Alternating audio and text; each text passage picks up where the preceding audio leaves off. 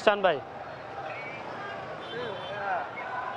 মানুষের এই আগমন, এই পথ ঢাকা বিশ্ববিদ্যালয়ের দিকে, লাখো মানুষের এই পথ জাতীয় সংসদ ভবন থেকে এই মুহূর্তে ঢাকা বিশ্ববিদ্যালয়ের দিকে, এবং স্লোগান দিতে দিতে কিন্তু আমরা দেখতে পাচ্ছি যে এসব মানুষ তারা কিন্তু বাংলাদেশের জাতীয় কবি কাজী নজরুল ইসলামের যে সমাধিস্থল, সেই সমাধিস্থলের দিকে কিন্তু তারা যাচ্ছেন। এবং একটু যদি বলে রাখি যে মানুষ তারা মাথায় পতাকা, মুখে স্লোগান নিয়ে কিন্তু এই মুহূর্তে তাদের যাত্রাটা কিন্তু হচ্ছে।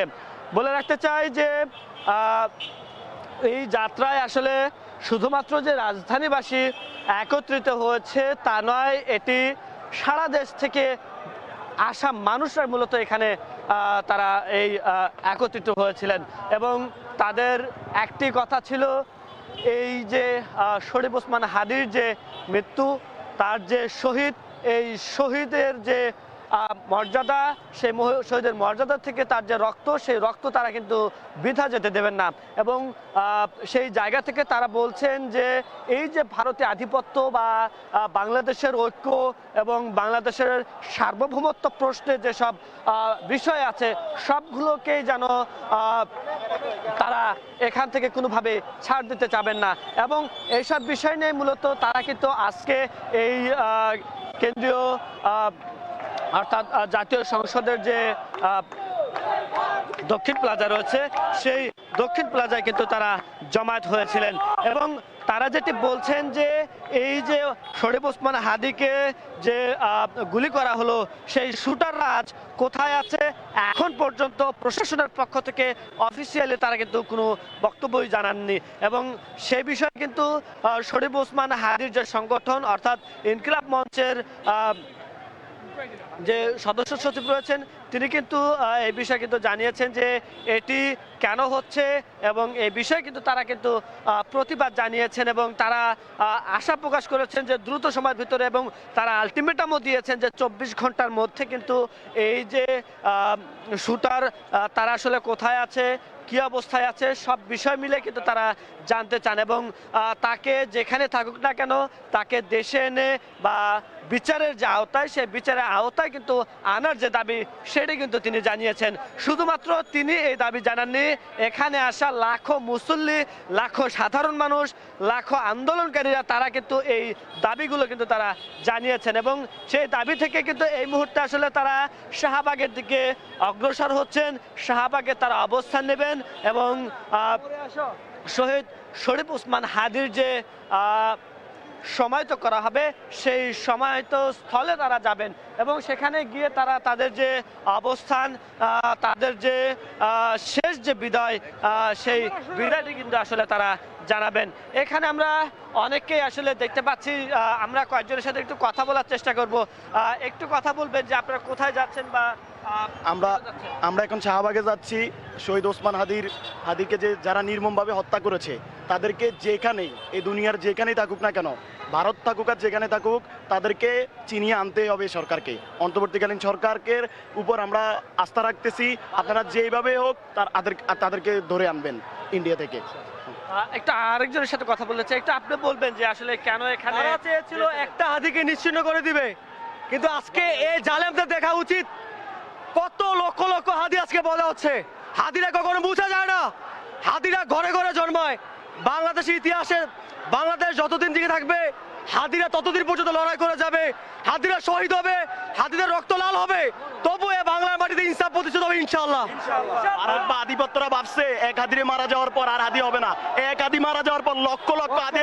আমরা দেখতে পাচ্ছি যে কফিন মিছিল হচ্ছে, একটি কফিন নিয়ে যাওয়া হচ্ছে, এবং সেই কফিনটি আসলে প্রতীকী কফিন হিসাবে কিন্তু নিয়ে যাওয়া হচ্ছে। দর্শক, এই মুহূর্তে আপনাদের এই চিত্রটি দেখানোর চেষ্টা করছি। দেখতে পাচ্ছেন যে একটি কফিন নিয়ে যাওয়া হচ্ছে।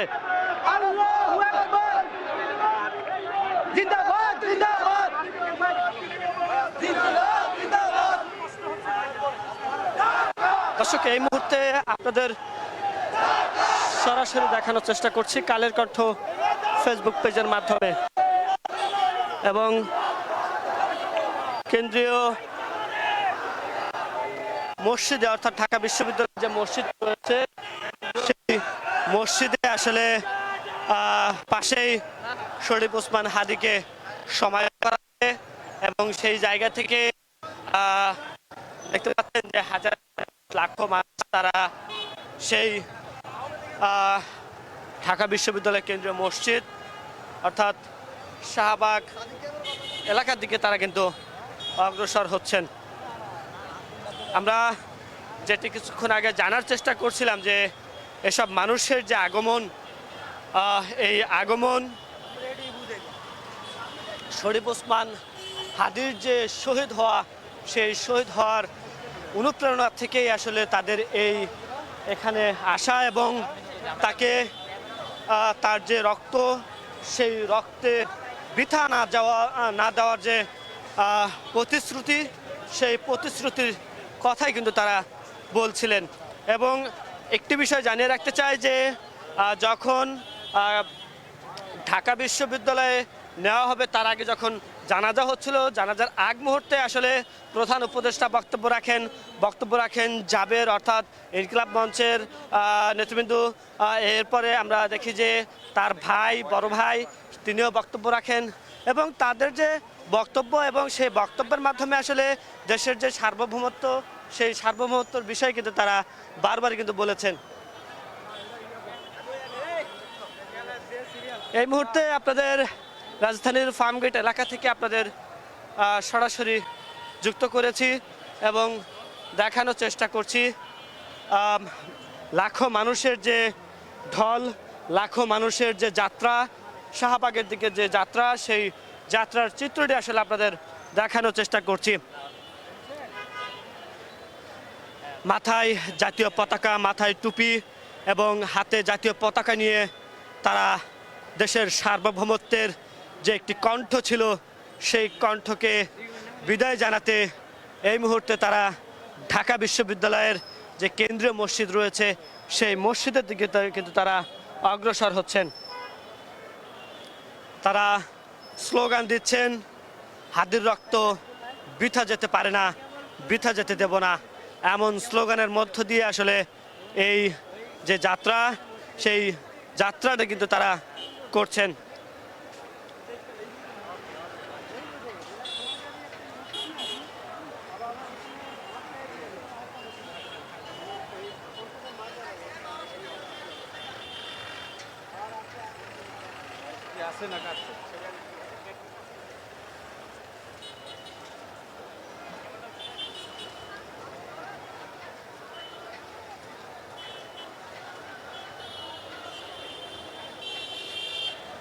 দর্শক, এই মুহূর্তে আপনাদের দেখানোর চেষ্টা করছি রাজধানীর ফার্মগেট এলাকা থেকে এবং দেখতে পাচ্ছেন যে লাখো মানুষের যে ঢল, সেই ঢল এই মুহূর্তে শাহবাগের দিকে।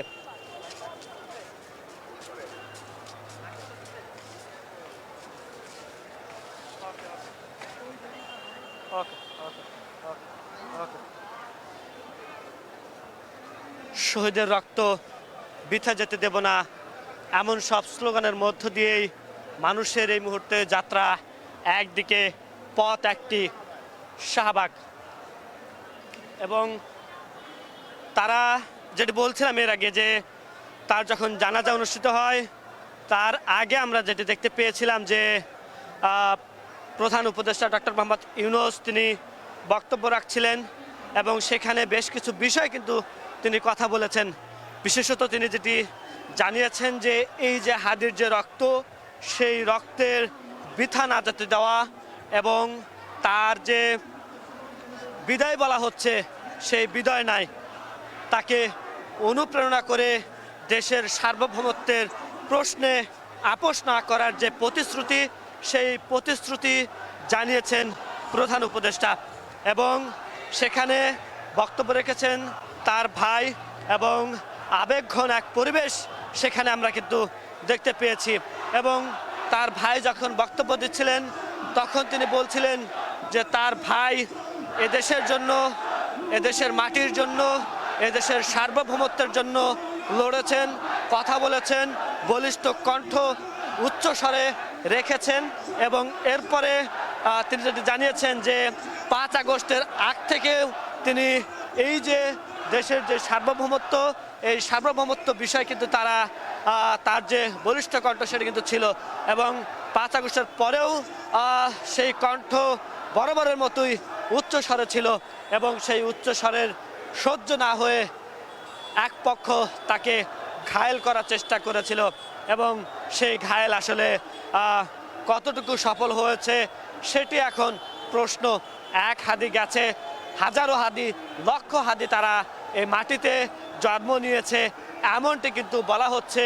এখানে আসা সাধারণ মানুষ যারা এসেছেন তারা কিন্তু এটি বলছেন।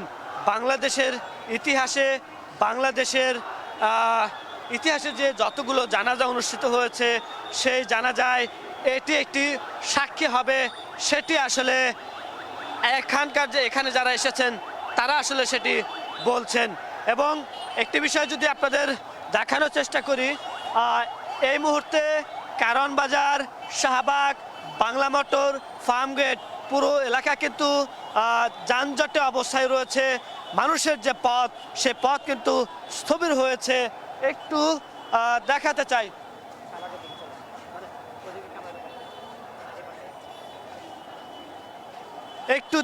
চাই, কারওয়ান বাজারের দিকে যে পথটি গেছে সেই পথটি আসলে এই মুহূর্তে দেখতে পাচ্ছেন যে সাধারণ মানুষের যে গতিপথ, সাধারণ মানুষের যে পায়ে হাঁটা, সেই পায়ে হাঁটার যে দ্রুততম ছিল, সেই দ্রুততম জায়গাটি আসলে এই মুহূর্তে আমরা দেখছি যে কিছুটা স্থির হয়ে যাচ্ছে কারওয়ান বাজারের পথের দিকে।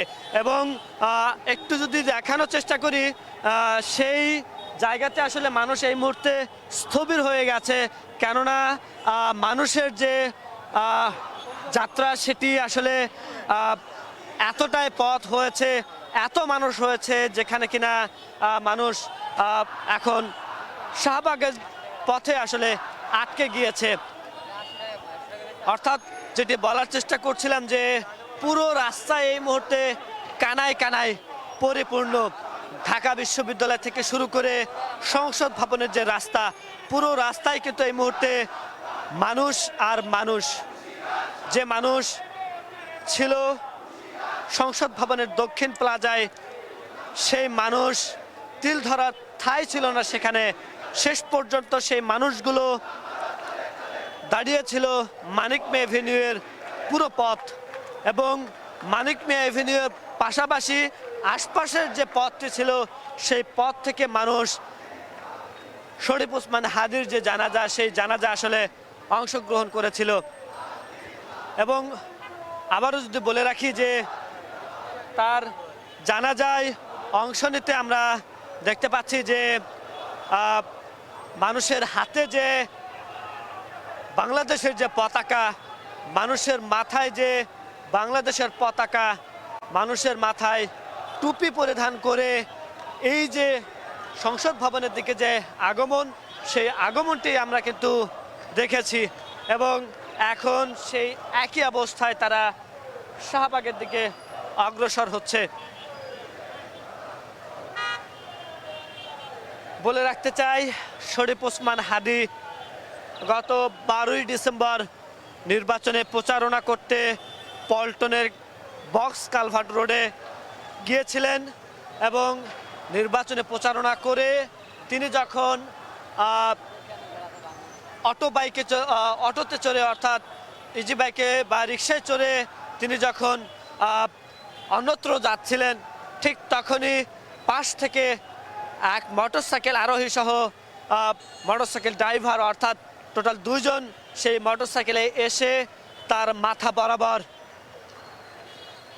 গুলি চালান। আসলে সেটি তার মাথা ছিল না, সেটি ছিল বাংলাদেশের সার্বভৌমত্বের মাথা। এবং সেই যে গুলি করার প্রেক্ষাপট, সেখান থেকে আমরা দেখতে পাই যে মানুষের যে কণ্ঠ, সেই কণ্ঠে প্রধান উপদেষ্টা বলেছিলেন যে এই শরীফ ওসমান হাদি শুধুমাত্র ইনকিলাব মঞ্চের নয়, শুধুমাত্র একটি পক্ষের মানুষের নয়, এটি বাংলাদেশের মানুষ। বাংলাদেশের মানুষকে হত্যা করার যে চেষ্টা, সেই চেষ্টা আসলে সেটি প্রমাণ করে, এমনটি কিন্তু বলেছিলেন ডাক্তার মোহাম্মদ ইউনূস, বাংলাদেশের প্রধান উপদেষ্টা।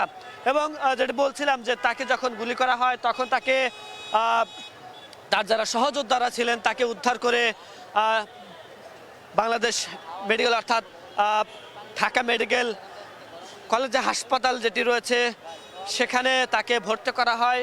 এবং সেখানে ভর্তি করার পর আমরা যেটা দেখতে পাই যে তার যে উন্নত চিকিৎসা, সেই উন্নত চিকিৎসার জন্য সেখান থেকে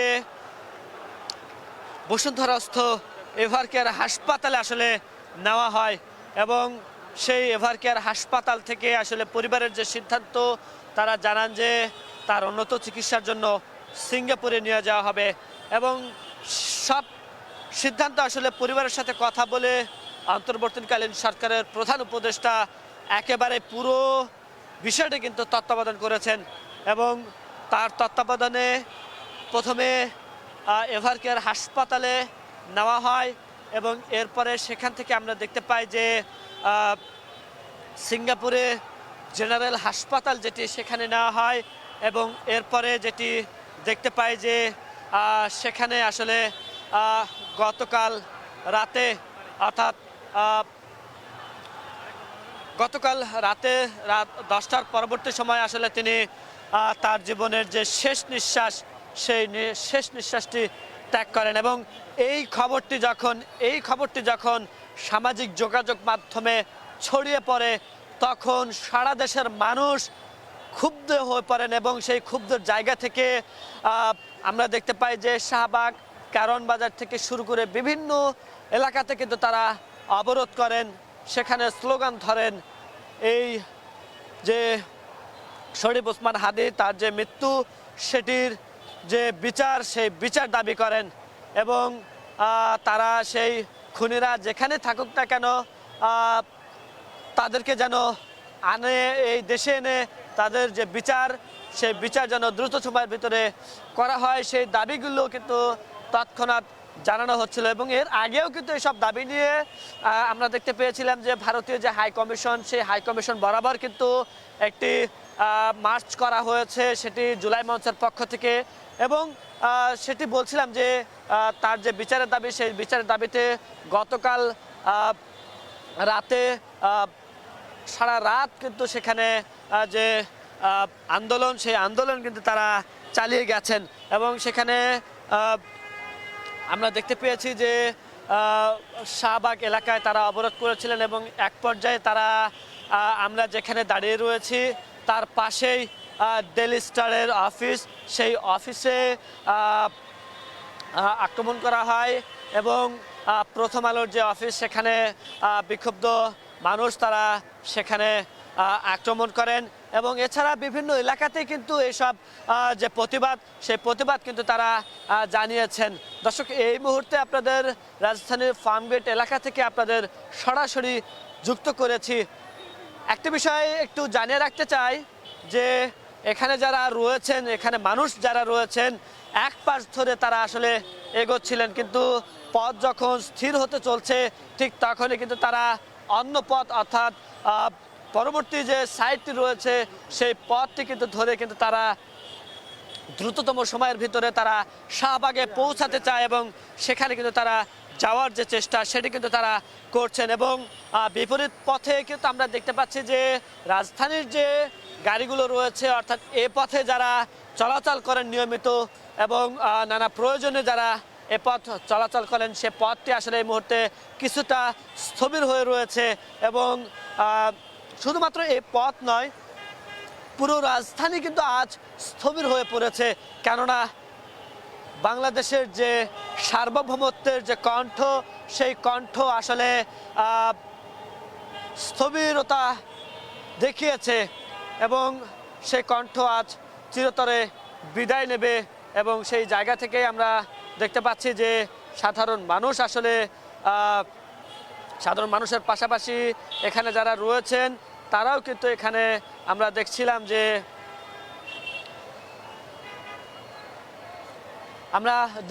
যে এখানকার যে যান চলাচল সেটি কিছুটা স্থবির হয়ে পড়েছে। এই মুহূর্তে আপনাদের সেই চিত্রটি ফার্মগেট এলাকা থেকে আপনাদের দেখানোর চেষ্টা করছি। দর্শক, আপনারা দেখছেন কালের কণ্ঠ, সাথে রয়েছি আমি আব্দুল হামিদ। এই মুহূর্তে আপনাদের সরাসরি ফার্মগেট এলাকা থেকে আসলে দেখানোর চেষ্টা করছি।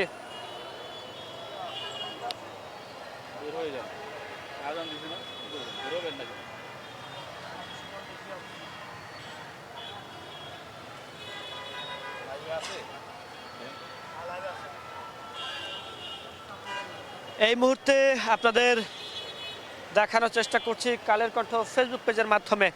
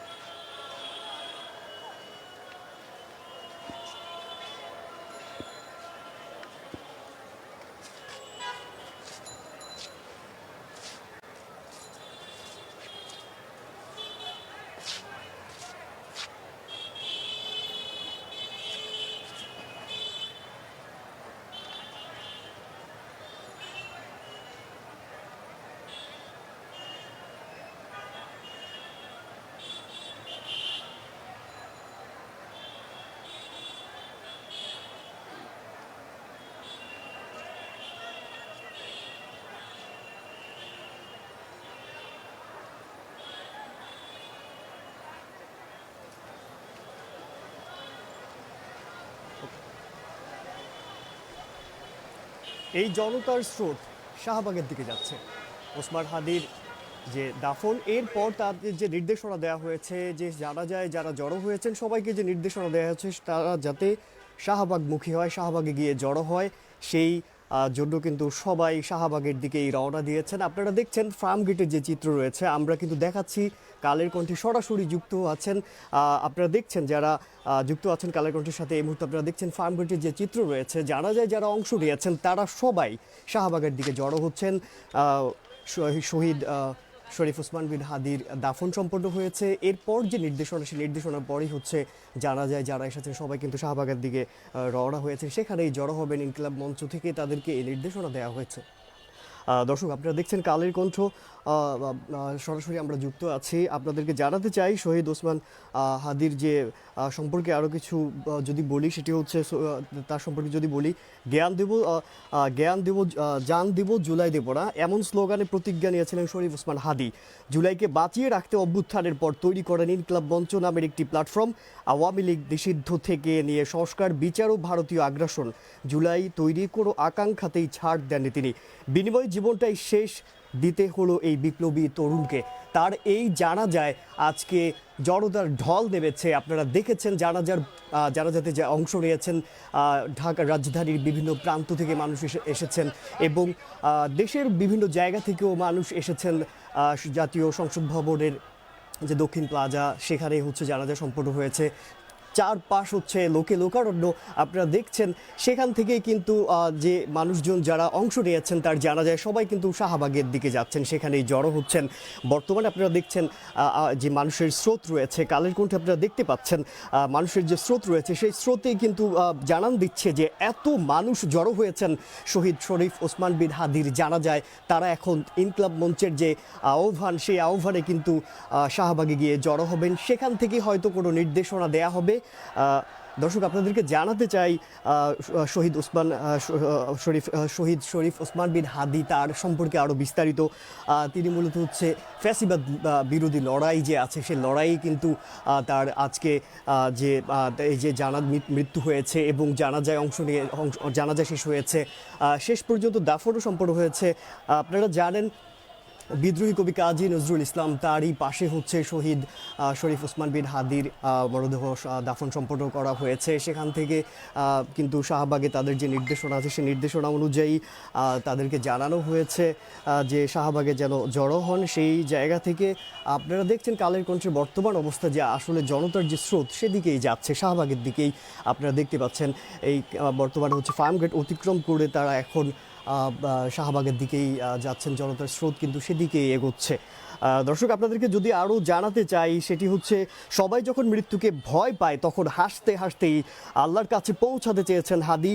গুলিবিদ্ধ হওয়ার পর দীর্ঘ 6 দিন জীবন মৃত্যুর লড়াই শেষে অবশেষে শেষ নিঃশ্বাস ত্যাগ করেছেন তিনি।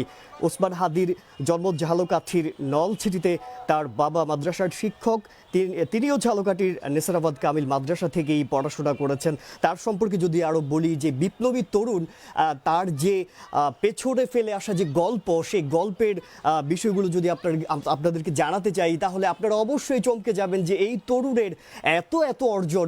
সেই জায়গা থেকে আপনাদেরকে আরও জানাতে চাই আজকের যে জনসমাগম সেটি কিন্তু জানান দিচ্ছে শহীদ শরীফ ওসমান বিন হাদি মানুষের মনে কতটা জায়গা করে নিয়েছেন।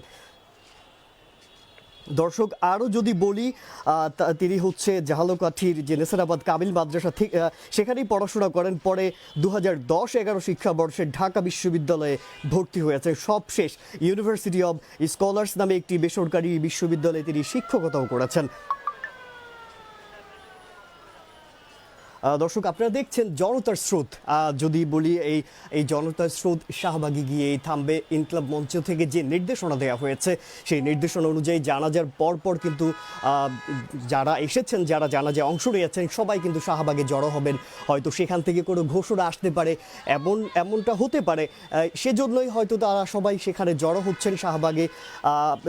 তার যে দাফন সেটি কিন্তু সম্পন্ন হয়েছে। আপনারা জানেন শহীদ ওসমান বিন হাদি সম্পর্কে আপনাদেরকে বলছিলাম যে আসলে তার যে অর্জন সেই জায়গা থেকে সেই অর্জনের বিষয়গুলো কিন্তু আপনাদেরকে জানাচ্ছিলাম।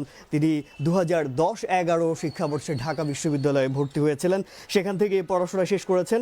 এরপর বেসরকারি একটি বিশ্ববিদ্যালয়ে স্কলার্স সেখানে তিনি শিক্ষকতা করেছেন। শিক্ষা জীবন থেকেই রাজনৈতিক সাংস্কৃতিক নানা কর্মকাণ্ডে যুক্ত থেকেছেন এই তরুণ বিপ্লবী যিনি আজ আমাদের মাঝে নেই।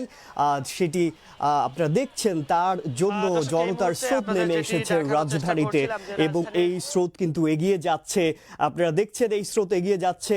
আপনার কালের কণ্ঠের যে স্ক্রিন আছে সেখানে দেখতে পাচ্ছেন যে আসলে এই স্রোত এগিয়ে যাচ্ছে ফার্মগেট থেকে সরাসরি শহীদ মিনার।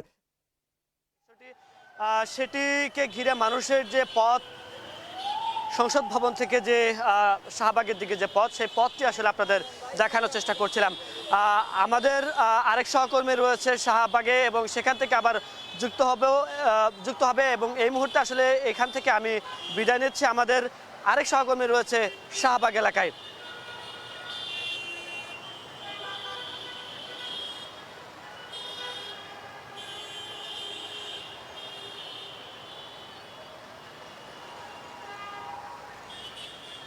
হইল না।